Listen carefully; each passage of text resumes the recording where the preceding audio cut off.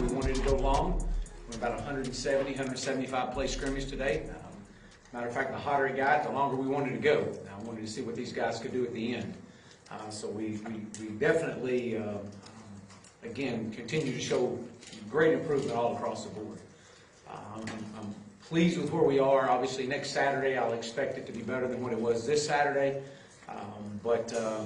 These guys came out there and really everybody got some quality reps in there. I thought some guys that stood out. When Sosa's in there, he's extremely disruptive.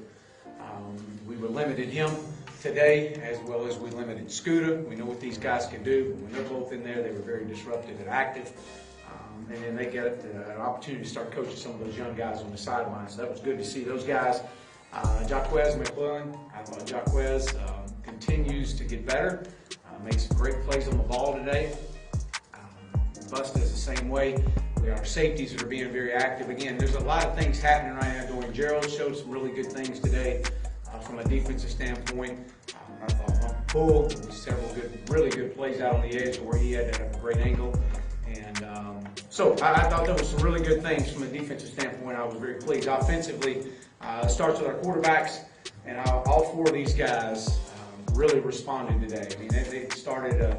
We started them out. We started Ben out, and I mean it was moved the ball a little bit, but he did some really good things today. I was pleased with Ben. Nick got in there and got his reps in.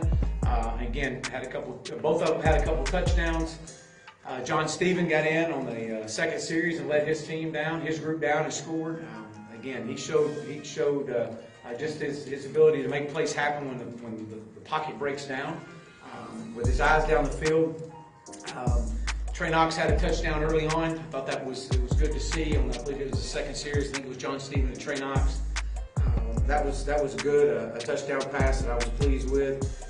Again, there's still a lot of things we got to clean up. A lot of rotation up front. We got all our offensive linemen got quality reps. Traylon Smith, a running back. He's ineligible this year, but this kid's got a chance to be really special.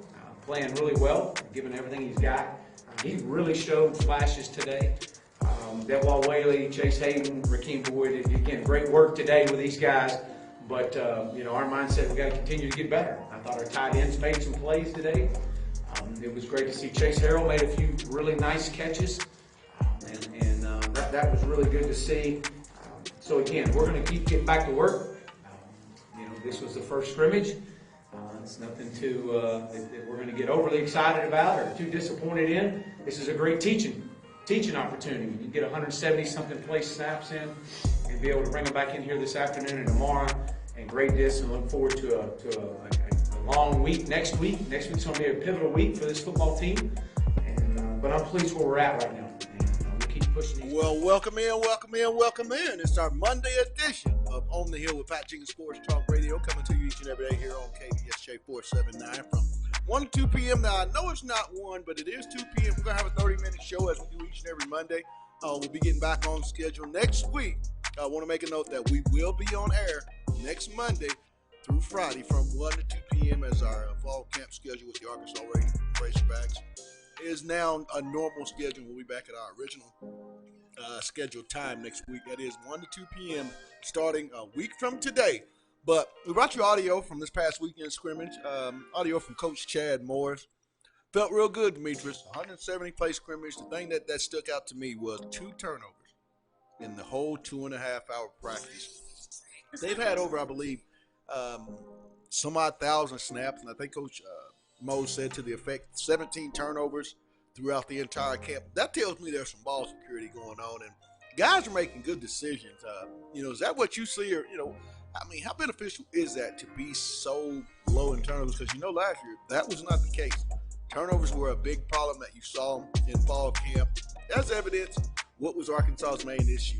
A lot of turnovers during the regular season. But to this point, they've been very, very good with taking care of the football and show a high ball security awareness. And I'm just really excited for what this team has a chance to do. Now, I'm not going to come on here and say, it's 9-10 wins. I'm not going to say that because I think there's still some recruiting that has to take place. But the senior class, and I'll continue to say it today, tomorrow, next week, and even throughout the year, they just have a different Demetrius. It's just a different type of urgency, a different type of swagger, and it really has become very infectious throughout this whole team.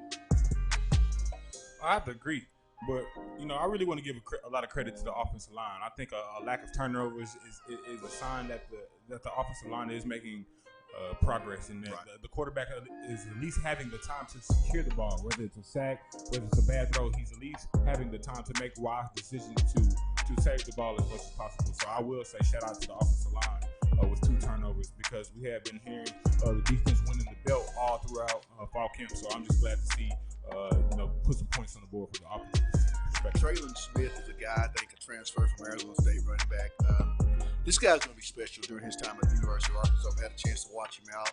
We get a chance to see the first 20 minutes of practice and certain drills that they go through.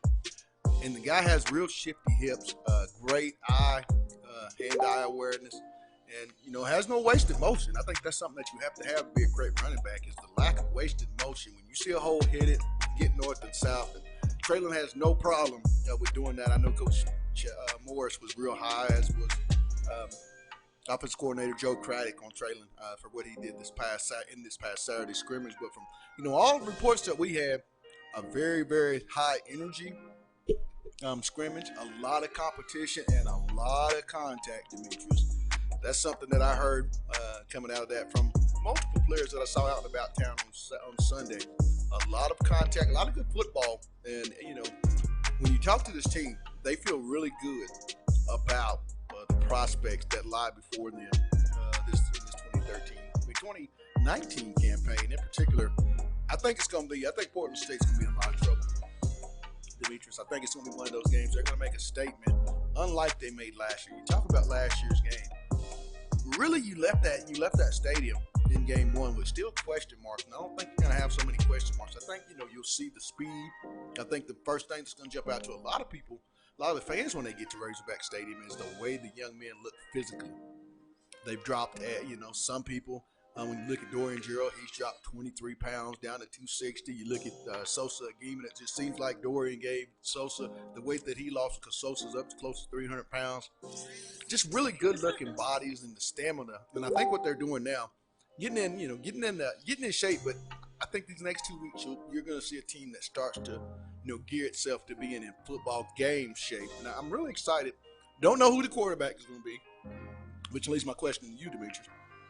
If you're Coach Craddock, Coach Moore, and staff, when do you name the quarterback? Do you do it after the Saturday scrimmage and give that quarterback 2 weeks and everybody to get settled in? Or when would you make that announcement as to who that guy that's going to take the first snap August 31st is? I'm waiting the week before game week. I want all guys to know and be on their toes to know that it's time to work. I don't care who's looking good. I want to know who's going to be prepared when it's time to play. I think Chad is going to take a similar approach. One, to not cause division early, because sometimes naming that quarterback a little too early can kind of split that team up. Right. And I think you really won't know who's the captain of that ship until we get into live action. So I think that's really what Chad is going to do. He's really going to try to get the guys. I think he's of course going to start Ben Hicks. I think that's already said and done. But as far as making someone the go-to guy, I think that's still determined. I think, yes, if you ask who's going to walk out the first snap of the game, it's definitely going to be Ben Hicks. I just think in Chad's mind, Ben has worked and put in the work, and he has the comfortability with Ben. But I do think as the season goes on, I think Nick is going to be the guy. I just think he has swagger. I think he has the intangibles. I think he has the physical ability. And I just think he's the guy to lead the team. Now, I will make a note. If John Stevens Jones, if he was a 6'2" or so quarterback, John Stevens would be probably a little bit ahead of all the quarterbacks. The kid, just as I've watched him through fall camp, he just makes plays. I mean, he just makes plays. May not be the biggest, may not be the fastest, but his decision-making and the ability, as I've said, once again, to make plays, it goes, you have to notice his ability to put forth that type of, playmaking status. But, then you look at Nick Starkle, Ben Hicks, also KJ Jefferson, a true freshman. I mean, all 4 of these guys have had really good camps. KJ, to be a freshman, Demetrius, I'm really impressed with his decision-making. If I can, let me go back and comment on Stevens, man. There was one play last year. I can't remember what game it was where John Stevens ended up hurdling somebody. Right. And I was like, wow, what? Because when you see him, he's not the biggest quarterback, a little scrawny, but I really was surprised at the athleticism that Stevens displayed. When you hear a Stevens name, you kind of credit it to, oh, he's on the team because his he's Jerry Jones or related to them. But I think when you really get to see him and the work that he puts in, I can understand why Chad has him on the team and in that quarterback room, because I thought he maybe would be one of those quarterbacks that has the chance to play elsewhere. But I think he understands that backside role of being someone on the scout team that can really give these guys a good look. And that may be his role, but I am very surprised at the way Stevens is playing right now. I've heard a lot of good things from his teammates. Right. I mean, I think it's that situation where we heard a lot during Arkansas player media availability. Iron sharpened iron. And I think when you have quarterbacks, okay, Ben looks behind him, and there sits Ben Hicks. There sits Starkle. There sits K.J. Jefferson. There sits John Stephen Jones. And all three of these quarterbacks are making great decisions. And as Chad always said, who's going to get the team in the end zone, that'll be the guy that gets under center. And all of these guys have been able to put the team in the end zone. There's a lot of different reps. They're breaking up two fields with the ones and the threes, the twos and the fours. And I really like this. When you think about it, I really and truly like this. At first, initial day when they opened up fall camp, I saw it, kind of didn't know. But when you look at this, you're talking about each and every individual offensively, defensively, getting the same amount of reps in the practice. The same amount of reps. So, what say if Sosa Agim or John Marshall or T.J. Smith go down? Well, Tarian Carter, Bubba Miller, Isaiah Nichols, Enoch Jackson, Nick Fullwiler. Those guys are getting the same amount of reps during team period, either on field 1 or field 2, that the starters are getting. And that's going to reap rewards on down the road for years to come. It's by just the amount of reps these guys are being able to get to be prepared for. You're always a play away in collegiate football. We know that, and especially with the physicality of the SEC, you're just a play away. But also, too, we caught up with offensive coordinator Joe Craddock, I believe. And here's what Joe had to say about fall scrimmage number 1. As bad as it seems. I was really proud of all of them. I thought the whole offense started a little slow. John Stephen was kind of backed up a little bit, had a 3rd and long, hit somebody over the middle to get the drive going on the next rack, and we went down and scored. So John Stephen really got us started today. But I was proud of all those guys. They all made good plays. And again, it's all about consistency and continuing to get your guys in the end zone. That's what I'm marking on those guys. No matter who you're in there with, get them in the end zone. And the best one at that right now is John Stephen. No matter if he goes to the 2s or the 3s, he gets them in the end zone. And I thought he did a really good job of that today. But we'll go back and grade the film. Like I said, it's never as good as it seems, never as bad as it seems. Joe, just overall, did you feel like it was a better day for the offense than some of the earlier practices had been? And who stood out to you? I think we've had a lot of good days, to be honest with you. We're getting a lot of reps in practice. Man, it's challenging for the coaching staff. It's challenging for our players when they're out there. But man, we're getting some great work. Young guys that shoot, man. And last year they wouldn't have gotten any reps, and they're getting a ton. And so it's building depth. We got to get some guys ready to play. And I think it's been really good to get our offense a lot of those reps. But I thought, anytime you go live like we did today, tackle to the ground, you're gonna make somebody miss. Whereas in practice, you're gonna blow it dead, And I thought our running backs, Traylon Smith, man, that little sucker's he's hard to tackle, and he made some great runs today. He really stood out in my mind. He does some really good things. But today was live and took him to the ground, and you were able to make some plays. And again, it's never as good as it seems, never as bad as it seems. I'm sure we're going to see a ton of mistakes. I can already think of a bunch right now, a handful of them that we got to go get corrected, and we will do that for the rest of our camp. Welcome back. That was Joe Craddock, offensive coordinator, quarterback coach at the University of Arkansas, talking about fall camp, talking about the quarterbacks, talking about the receivers.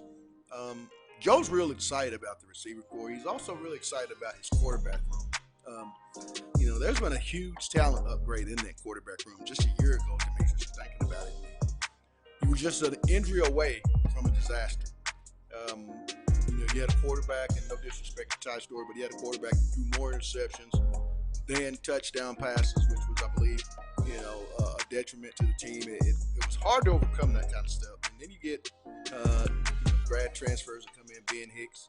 You also get Nick Starkel, a guy that's a proven SEC quarterback in this league. He's done it before. I think that's going to be something. I think really, to me, I think Ben Hicks gets that first call, but I think you're going to see all four of the quarterbacks in that opening game versus Portland State. And I think what they're going to do, and this is just me, I don't have any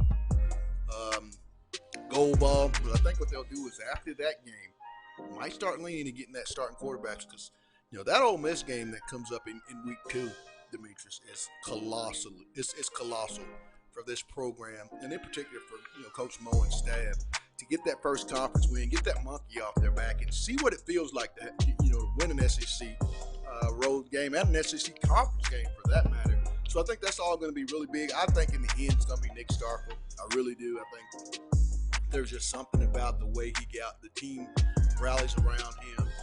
He's got more of that laid back calmness about himself, but he still has that fire. And like I said, you can see the team really gravitates toward Nick. Also, too, the wide receiver core. I don't know if you're Justin Stepp, Demetrius. Who do you trot out in your first 3 wide receivers on August 30th? Because the camp that I've seen, it's dead even. I mean, there's each and every receiver in that room and in that line has made a play over the first 8-9 days of camp. Yeah, before we go to the receivers, we had Mr. Roy says he thinks KJ is going to be the guy. And I have to agree, but I have to make an adjustment to that. I think KJ is the guy for the future. Right. I think if I'm Chad Morris, I'm gonna spoon feed KJ. I'm gonna definitely let him get 4 games in to not burn his red shirt. But I'm probably gonna red shirt KJ. Honestly, I'm probably gonna let him play in all 4 SEC games. I wouldn't even let him suit up against a Portland. I'll probably get him some SEC experience. Right. If I did give him any of those cupcake games, it would probably be 1 game. I wouldn't waste his shirt. 2, maybe. But I have to agree, Mr. Roy. I do think KJ is the guy, but I don't think it's his time yet. I don't think they're going to pass the torch just right away to him. I think if they have to, it came down to that due to the downplay of other positions or other people at that quarterback position. But I think with Nick Starkel and Ben Hicks, you just have too much experience in there and too much comfortability with those other guys to just kind of stick a freshman in there and expect him to kind of lead the team. And I want to continue on with that. I think if you do start a true freshman at Arkansas, then I think that's a detriment to the quarterbacks in front of that freshman quarterback. And then, with that being said, eventually freshmen are going to be freshmen, and there might come a game you get that freshman wall. I think in a perfect world, as Demetrius said, and I'll agree with him, KJ Jefferson is the future here at the University of Arkansas. I've told some friends out and about town that I strongly think this could be a guy to take Arkansas to several SEC championship games in the Atlanta in the Mercedes-Benz Dome. There's something about this man, and I think when Chad and them recruit him, I think they recruit him with the hope. Now maybe they didn't think Ben Hicks or Nick Starkel would be here during KJ's time, because nobody saw that coming until after the football season. But if you can redshirt KJ, you get something that will be very beneficial, because you get a young man that's going to be a third-year sophomore, having gone through 3 fall camps before he gets to take over what eventually will be a very, very seasoned offensive line and wide receiver, tight end, and running back room. And I think that's going to be something that will be very beneficial when you can put KJ in a setting like that and let him have experience and let him just kind of not feel he has to come in and be the savior of the team, just be the manager. And I think that's what they really want to do. And if they can get KJ Jefferson for 3 years, you give me a KJ Jefferson for 3 years, Demetrius, we're going to win a lot of games. With the talent that they have, I've stated before, at tight end, running back, wide receiver, it's just a different atmosphere. There's a different skill level, and you can take chances that this offense hadn't been able to take over the years, because you may have a Jordan Jones that you can, push the ball deep. You may have that 6'4", 6'3" Traylon Burks Burks come over the middle. Mike Woods, Trey Knox, Coylin Jackson, Tyson Morris, Davion Warren. You see where I'm going with this, TQ and Shamar? I do hear exactly, but Mr. Roy just made a good point. Mr. Roy said, now is the time. The young fella has poise and accuracy. Look at Clemson's QB. Arkansas has to commit to winning starting this year. Right. And I understand where you could feel his time is now, but when I look at the pieces around him, that's where I don't feel his time. I think if you ask me, does KJ have the physicalities and the poise and the accuracy and the just ability to play football? And I think you have to football. Also look at it in the fact that, Trevor Lawrence came into a very experienced offensive line. They had 4 starters that had at least 2 or 3 years on that offensive line, had played in several national championship games. I mean, that was a very seasoned offensive line, and Dabo Swinney made a note. You can have all the skill position that you want. If you don't have a very experienced physical offensive line, you're going to have problems. And I think this offensive line has gotten better. I mean, they are light years from where they were a year ago to where they are now. And I mean, I would say that I think Myron Cunningham, they're going to find a spot for that young man. For sure. I mean, the young man is so versatile. I'm really high on Ricky Stromberg being a true freshman. His physicality at the guard spot. Bo Limmer is another young man. I really think Colton Jackson's having a good camp. Dalton Wagner's having a fairly good camp. This offensive line is just still in the maturation process, and Dustin Fry has done a great job with the development of those young men. I do see a lot more flexibility. All of those young men have trimmed off really good weight. I think Austin Capps is a guy that I'm really going to look forward to seeing how he performs and what type of legacy he leaves in his senior year. Just the offensive line. I mean, they're not as much of a question mark. I'm not as concerned heading into year 2 with Coach Mo as I was last year with this group. And it was just basically, I think, lack of experience, and it was just their physical bodies hadn't transformed to the way they needed to be. Because, when you look at Chad's offense, you got a lot of pulling guards. I mean, you have to be very versatile and be flexible and be able to run in this offense to create, huge chunk plays, Demetrius. And, that's just something I really think is going to be really, really imperative. But we had a chance also, too, and we're going to let you hear more. Coach John Chavis coming up. He spoke on fall camp, first scrimmage, and this is what the Chief had to say. Momentarily, we'll get all that to you, as I know the best in the business. I talk so much sometimes I talk ahead of him, and he can't get it all prepared. But he'll get that, and we'll get that to you. But I believe here momentarily we're going to have that. But you had Giovanni LaFrance. Demetrius is a guy that decided to go into the transfer portal. I had a chance to watch Giovanni on Thursday. Was moving quite well. Did not see that coming. I did not see Giovanni heading into the transfer portal. So does that stop him from practice? What actually happens when a player enters the portal? They are instantly available to prospective schools that want to recruit them. They can get on the phone. They can have verbal conversation. Now Giovanni's going to have to sit out this year, and I think he's going to have to sit out the first 3 or 4 practices of next fall camp, wherever he goes, and then he becomes instantly eligible. Because I think you have to be, if you're not a graduate, I think you have to be 1 year removed from your university decision. So he'll be able to play next year. So that automatically terminates his eligibility at the University of Arkansas once you into that transfer. Yes. And once he announced on Thursday that he wanted to be in the portal, the University of Arkansas has up to 2 days, 48 hours to get all the paperwork submitted and to get him in that transfer portal so coaches can make the contact. But we did catch up with the Chief. He talks about the linebackers. He talks about his defense. This is what the Chief had to say post fall scrimmage number 1. Mike, and I'll certainly be willing to take questions. For our first scrimmage, I felt things started really, really well. I thought our guys did a lot of good things. The thing that we've got to do is we've got to be consistent. We've got to learn to finish.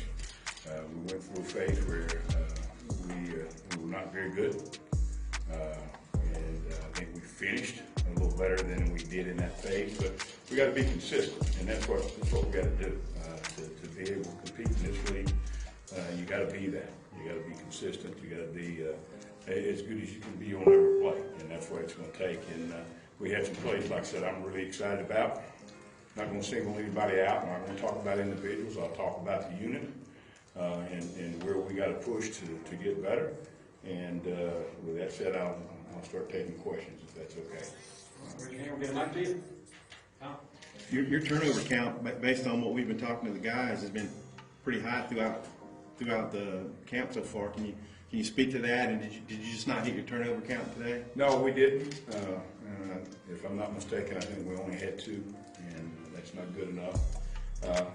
We put a lot of emphasis on it. We spent a lot of time working on technique. We don't expect turnovers to just happen. We expect to, have to force them. Occasionally you're going to get a gift, but it's something that you have to work on. There's a technique in getting the ball out, and we work on that. But the biggest thing, when it's really working well, is when our players believe that. And sometimes when you're out there and you're playing your 6th or 7th play, it's a little tougher to remember those techniques. But you always go back to your training. And we feel it's important. Particularly where football is today. In terms of a lot of fast-paced offense and there's a few things that we're going to hang our hat on. There's a lot of things that certainly can affect the game for us defensively to be able to affect the game. The easiest and best way is turnovers, and if we can get turnovers, and guys, if we can average 3 turnovers a ball game, we'll be the #1 team in the nation. There's no question about that. And we set that goal there for that reason. And we didn't reach that today. I said we've been good, thus far in preseason, and I'm sure it is. Offense been working on protecting the ball and keeping the ball, and they did a great job of that today. We had our opportunities, we just didn't capitalize. Coach, how do you feel about your depth at linebacker? You shuffled a couple of guys inside. How do you feel about that group? We are at camp right now. I feel real good. We got 5 or 6 guys that I feel good about, and I'm not going to single them out, but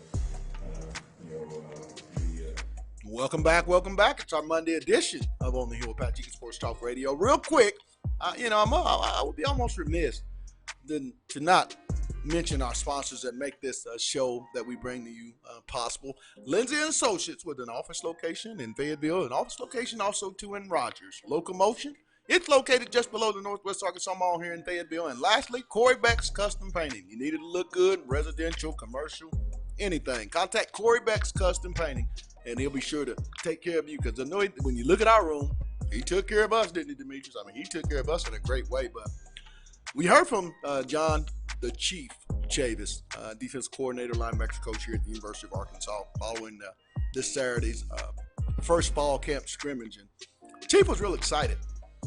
Felt real good at the linebacker core, and I do too. We had a chance today to speak with Grant Morgan, and we'll have those clips and audio for you in tomorrow's show leading up. But Grant seems to be feel real good. Also, too, Hayden Henry, had a chance to speak with him on Saturday. He came in for a post-scrimmage interview and felt real good. Talked to Scooter Harris. He felt real good.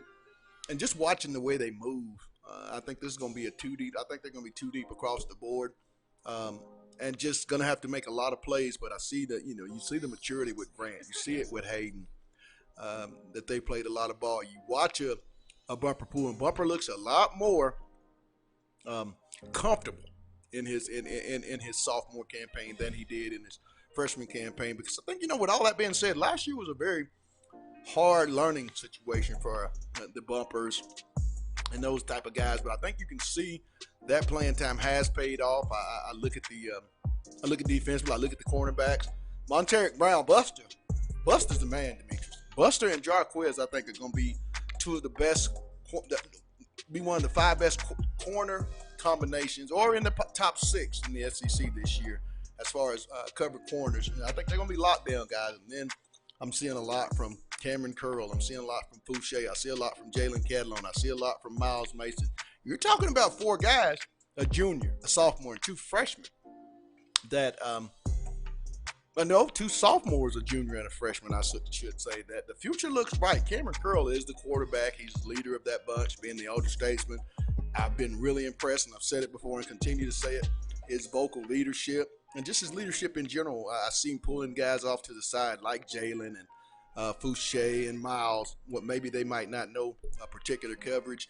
He's doing a lot of teaching, a lot of leadership, and I think you don't have to, be the best player. I think leadership comes from how you handle situations. Are you willing to talk to the younger guys that you know you're going to need? I mean, and will you lead them in the right way? That's the thing that I see in leadership, and I see a lot of that with this senior class, Demetrius, and with these juniors. Guys are stepping up to a leadership level, and they're taking more ownership of the team. I see less teaching by the coaches during drills and more teaching within the players. Players teaching players, and I think that's when a culture's changing, and I think that's when you see the bond. I mean, how big is that going forward with this culture change to have the type of leadership and the type of urgency that they've displayed up, I believe 9 practices in? I think it's crucial, but I think, again, the telltale sign is will they have that same energy in adversity, and that's the moment I'm gonna find out, like, are we hype or are we the real deal, or are we turning that corner to be the real deal? And again, we're gonna find out that second game. Yes, we're gonna find out that Ole Miss game, and that's just gonna be a piece of the puzzle, because even when you look at Ole Miss, they're predicted at the bottom half of the SEC, so that's gonna be somewhat of a prediction, but that's not gonna be a telltale sign. We really won't know till probably about that A&M game what we're really made of. So again, I'm glad. I like the atmosphere, I like the culture, I like the energy. But I just want to see these guys have that same tenacity and energy when it's really time to really make some plays. Well, that's going to wrap it up, as my producer Spike B gave us his last word, and that's going to take care of our Monday edition. But we'll be back tomorrow with much, much more. For myself, Demetrius, we call him Demigod in these parts. For our producers, our sponsors, I should say, Lindsay and Associates, Locomotion, and Corey Beck's Custom Painting. I want to give a big shout out to you all, as this would not be possible without your support. Until tomorrow, it's On the Hill with Pat Jenkins on KDSJ 479. You guys have a blessed one. Let's get it.